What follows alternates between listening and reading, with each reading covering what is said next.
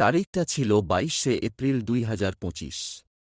কাশ্মীরের পাহেলগাঁও এর বৈশারণ ভ্যালি, যেটাকে মিনি সুইজারল্যান্ডও বলা হয়, সেখানে বছরে হাজার হাজার লাখ লাখ পর্যটক বেড়াতে আসত। আর আসবেই বা না কেন? এ যে পৃথিবীর স্বর্গের সামান্য টুকরো।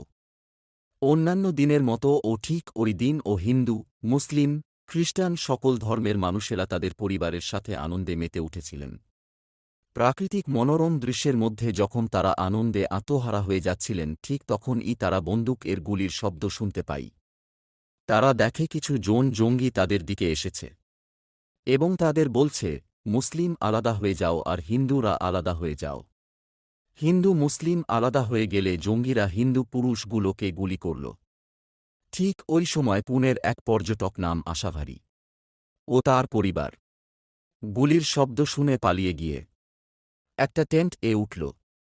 কিন্তু জঙ্গিরা সেখানে এসে পড়ল এবং আশাভারীর বাবাকে কলেমা পড়তে বলল। কলেমা পড়তে না পারায় ওনার মাথায় গুলি করল এবং তিনি ঘটনাস্থলে মারা গেলেন। এই নির্মম অত্যাচার দেখে কাশ্মীরের এক স্থানীয় মুসলিম বাসিন্দা, নাম আদিল হোসাইন শাহ, পেশায় ঘোড়া চালক, তিনি সহ্য করতে না পেরে জঙ্গির হাত থেকে বন্দুকটা কেড়ে নিতে গেলে জঙ্গি তাকে গুলি করল। ঘটনাস্থলে তিনি শহীদ হয়ে যান। না বাঁচানোর জন্য কেউ ছিল ইন্ডিয়ান আর্মি। জঙ্গিদের এই নির্মম অত্যাচার কিছুক্ষণ চলল এবং টোটাল ২৬ জনকে তারা হত্যা করল। এই ২৬ জনের মধ্যে একজন ছিল খ্রিস্টান, একজন ছিল মুসলিম আর বাকি ২৪ জন ছিল হিন্দু। এদের মধ্যে নিরাজ উদওয়ানি নামে একজন পর্যটক ছিলেন, যে UAE-তে কাজ করতেন। ছুটির জন্য বাড়িতে এসেছিলেন এবং স্ত্রীর সাথে ঘুরতে এসেছিলেন কাশ্মীরে। অরুণাচল থেকে এসেছেন Indian air force corporal Tage Hailiyan, intelligent bureau এর সেকশনাল অফিসার।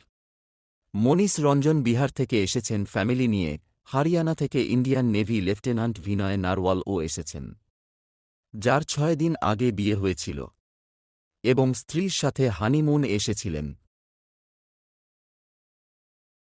এছাড়া ২১ জনের মতো ঘায়েল ছিল।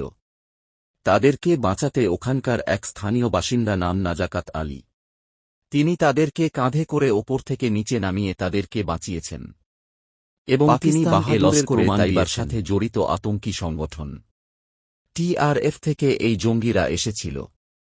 ২৬ জন নিরীহ মানুষ এর এই মৃত্যুতে দেশবাসী গভীরভাবে শোকাহত।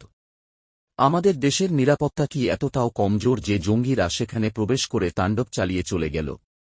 প্রশ্ন অনেকগুলি থেকে যাচ্ছে।